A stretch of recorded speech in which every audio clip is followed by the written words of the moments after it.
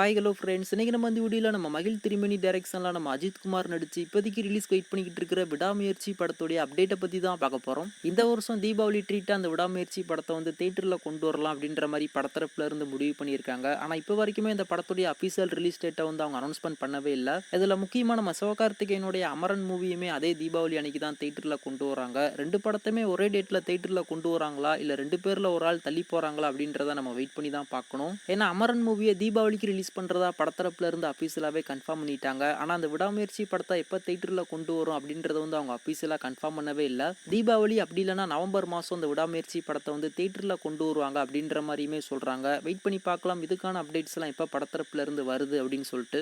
இந்த படத்துல இருந்து அப்டேட்லாம் வருமா அப்படின்னு சொல்லிட்டு இயங்கிட்டு இருந்த காலம்லாம் போய் இப்போ இந்த படத்துல இருந்து அடுத்து என்ன மாதிரியான ஒரு அப்டேட் வரப்போகுது அப்படின்னு சொல்லிட்டு எதிர்பார்த்துக்கிட்டு இருக்கிற ஒரு காலம் தான் போய்கிட்டு இருக்கு. இது வரைக்குமே இந்த விடாமுயற்சி படத்துல இருந்து 4 போஸ்டர்ஸா படத்தரப்புல இருந்து ரிவீல் பண்ணியிருந்தாங்க. அதில் ஃபஸ்ட்டாக வந்த போஸ்டருக்கு அந்த அளவுக்கு ரெஸ்பான்ஸ் எதுவுமே கிடைக்கல. அஜித் ஃபேன்ஸுக்கு மட்டும்தான் அந்த போஸ்டர் வந்து பிடிச்சிருந்தது. அதுக்கப்புறமா வெளிவந்த எல்லா போஸ்டர்ஸுக்குமே ஒரு பயங்கரமான ஒரு ரெஸ்பான்ஸ். எல்லாருமே அந்த போஸ்டரை வச்சு நல்லாவே வைப் பண்ணிக்கிட்டு இருக்காங்க. நம்ம அஜித் ஃபேன்ஸை இப்போதைக்கு கையிலே பிடிக்க முடியாது, என்னென்னமோ பண்ணி வேற லெவலாக செலிப்ரேட் பண்ணிக்கிட்டு இருக்காங்க. அதாச்சும் வார வாரம் ஒரு அப்டேட் இந்த விடாமுயற்சி படத்துல இருந்து வந்துகிட்டு இருக்கு. இப்போ இதெல்லாம் பத்தாது அப்படின்னு சொல்லிட்டு இப்போ இந்த விடாமுயற்சி படத்துல இருந்து இன்னொரு விதமான ஒரு அப்டேட்டுமே வந்திருக்கு.